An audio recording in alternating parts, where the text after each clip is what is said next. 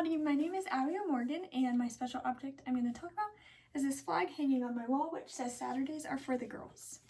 So while this might seem like a funny little thing to have hanging in my bedroom at home, to me it reminds me of a special time when I got to meet a very special person in my life. And the story begins my senior year of high school. I was at a church retreat one weekend. All of the girls were staying at my house, all of the guys were at another house. My dad gave us the idea to go start a prank war with them by bringing water balloons and buckets of water and to go try to attack them. So we loaded all our things up in the car and we made our way over. However, on our way over, one of the girls texted her boyfriend to let him know that we were coming. So they were prepared when we got there. They had water hoses and they had buckets of water and they were ready.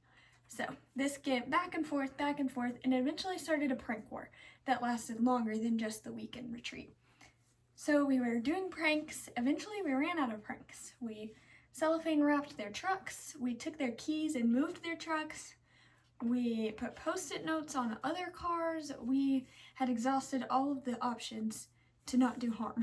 So after that, we just started hanging out as real friends. So whether that was getting lunch after church on Sundays or playing pickleball on the weekends, we started to really get to know each other.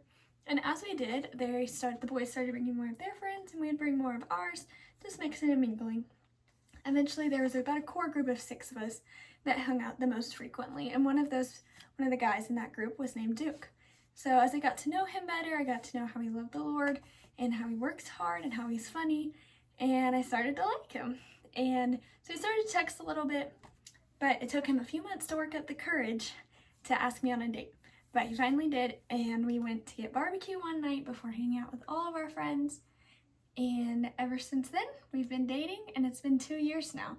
So while this might just look like a silly little flag, to me it reminds me of the time when I was starting to learn more about the boy that will now be so influential in my life and who I care so much about.